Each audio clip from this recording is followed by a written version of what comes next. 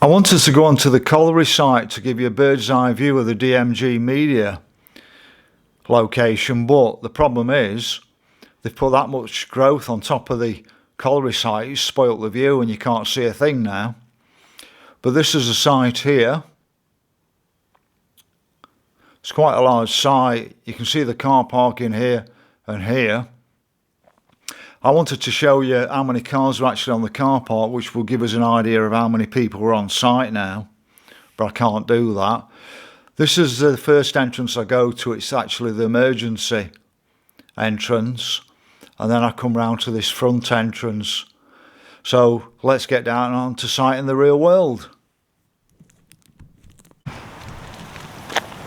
Yesterday I came down to document the closure of the DMG Group print services here in Dinnington. It's off Church Lane, and I was stood at this gateway minding my own business on what I understand to be public land, and one of the security came along and asked me what I was doing. I thought at the time he was just interested in my vlogging, so I just said, oh, my channel's Tim A. Wells, and then he asked me for my full name.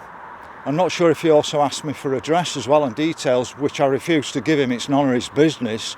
I'm actually on public land, minding my own business, doing a documentary. But one positive thing that came from him, he actually explained to me, this is actually the sort of emergency exit on the site, and you can see that it's actually chained off. But one of my concerns is, I mean, they've actually got it blocked off with sandbags just there. So if there's an emergency, somebody's going to have to move those sandbags out of the way. So that could be a problem in an emergency situation. So what I'm going to do is I'm going to go around to the main gate anyway and show you from the main gate now. So there was a positive from the discussion yesterday. I try not to antagonise people. I try to document and do a documentary rather than actually audit these places. So let's get round to the front entrance. So here I am outside the front door of the DMG print facility in Dinnington, and DMG stands for the Daily Mail owner group. So there's quite some story behind all of this, and it actually starts back in 1986. Starts with Rupert Murdock in London. He built Wapping to change the print industry, because at one bit they used to have to set the type and he wanted to change it to electronics. So you can imagine the unions went on strike and failed.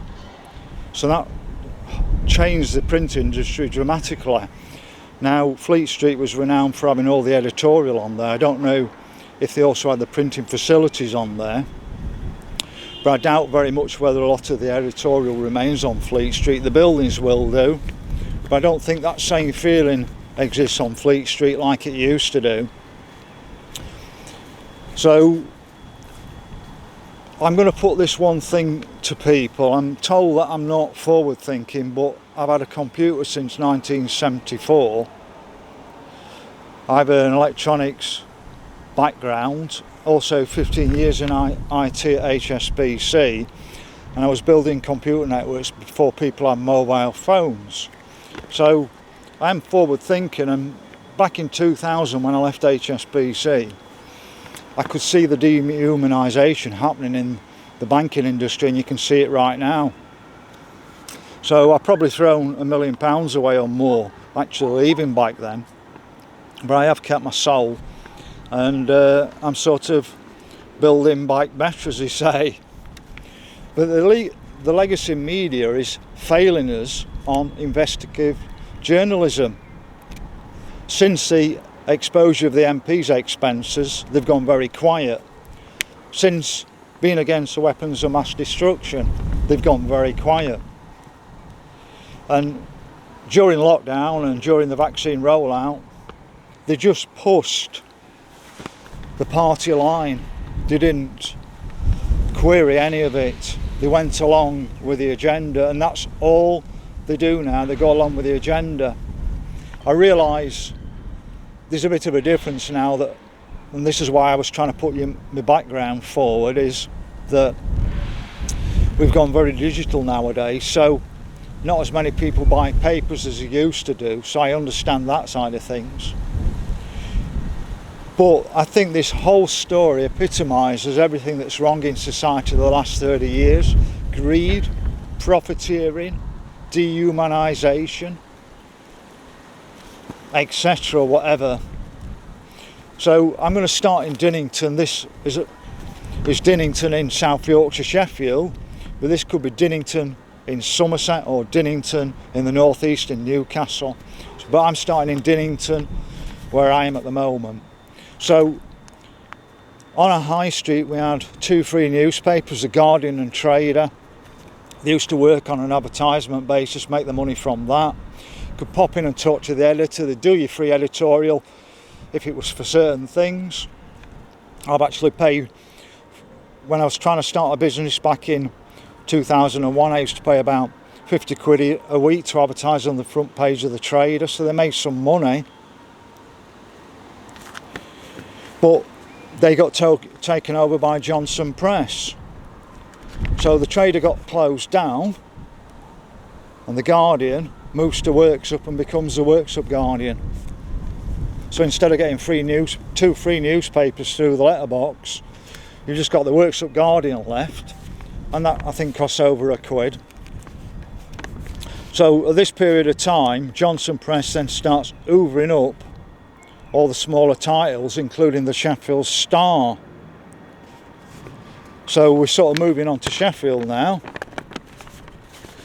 So as well as the Sheffield Star, we had the Sheffield Telegraph. Now the Sheffield Telegraph would have been like the Daily Mail, would have been a daily paper, but in the end, rather than becoming a daily paper, it became a weekly paper, and then it disappears. But you'll know that the Sheffield Telegraph building was the white building across from Fargate, top of High Street, by the side of the cathedral. That's not been the Sheffield Telegraph for a long time, but down the side of there you've got York Street printing offices, etc. So the Sheffield Star was distributed around town, and the vans used to pick up the Star papers from the back down York Street, take them out to newsagents. I think they used to take some early copies out for lunchtime and then a further copy out of the evening. There was a green on a Saturday, so they'd deliver the green ones out. I used to wait around for a green at 6 PM on a Saturday. Now the green one has completely disappeared, it's now part of the Monday Star. But the whole thing of walking through Sheffield, you could see the Star sellers, they're all over Sheffield town centre. I used to pick a Star up as I was walking into Pond Street along Flat Street. But when I left HSBC in 2000 after 15 years, they were still picking Stars up from York Street and still printing on York Street in Sheffield. So in 2006, Sheffield Star was printed in Dinnington. Johnson Press built this new £60 million facility, closed down York Street, and I'm guessing at this point in 2006 the Star sellers disappeared on the Sheffield streets. That was our old heritage that had probably gone on for 100 years, just wiped out like that. But it's just like, to me, it's a story of greed all the way along. Yeah, I know there's been a bit of competition, but I'll show you the greed at the end anyway. In 2018, Johnson Press went into liquidation and JPI took over. Now, I've not even gone into this because if Johnson Press had debts, they would have only been partly paid off, and another company took JPI over.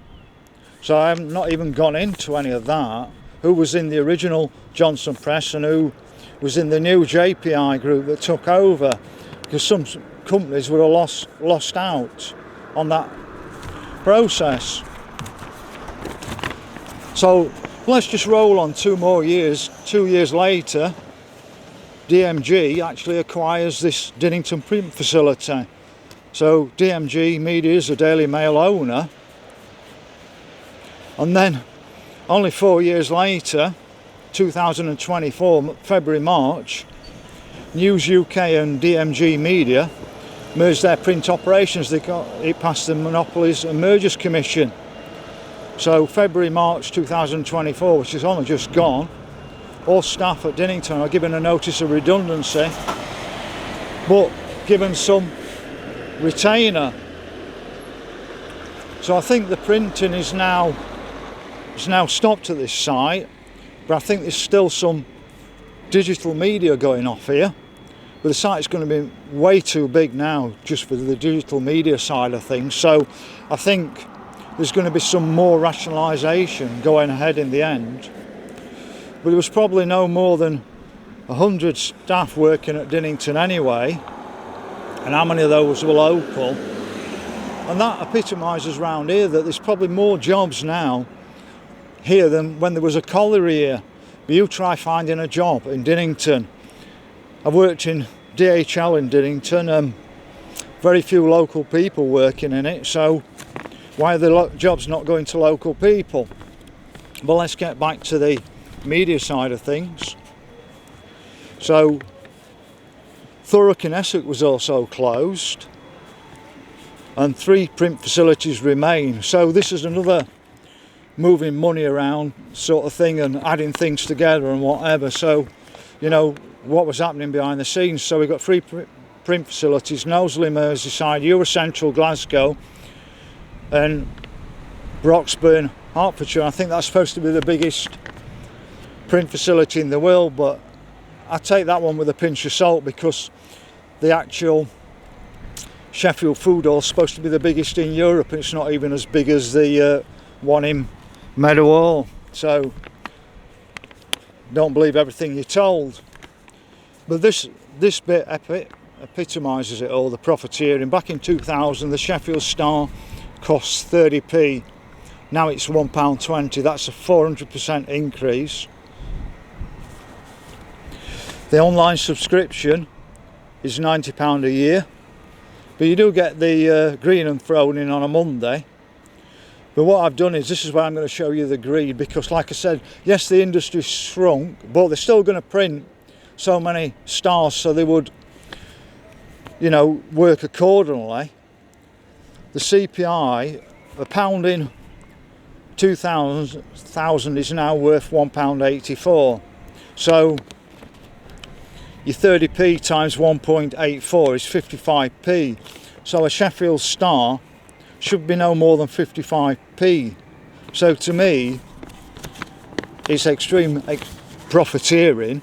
And I'll give you another example of the extreme profiteering. It all seems to be in the entertainment, leisure and things.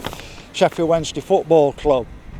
Back in 1965, when Wednesday were in the old First Division, to sit in the modern new main stand, the cantilever, it was £5 for a season ticket for the year. Now if you convert that with the CPI, that £5 then would now be £80. But to actually buy a season ticket now at Hillsborough, in that same stand, in the second division tier of English football, it's £800. So you take the inflation into account, so it's £80, but then they further timesed it by 10. So football's like, after inflation, is so work it out, yeah, it's £800 more expensive. It might not be £800, but you know, it's getting, sorry, yeah, £800, but it's getting close to that sort of figure. So that's, you know, 10 times more expensive after inflation to watch football, and it seems to be the same on all leisure. So, you know, like this story's epitomised through everything in society the last 30 years. Profiteering, dehumanisation, greed, you know, whatever you want to call it. But we could advance without all of this, but, you know, these certain people in control, the 1%, don't care about the rest of us as long as they're doing okay, Jack. So if you can actually like my video, follow my channel and click on notifications for new videos. What I'm going to be doing is I'm going north of the weekend. I've got some interesting content coming from the north of Sheffield, and I'll carry on as an independent, because it's up to us independents now to get the real news out there. The real news is not coming from the legacy media anymore. They're just going to print what they're told to print, and that's it then. So I'll see you later.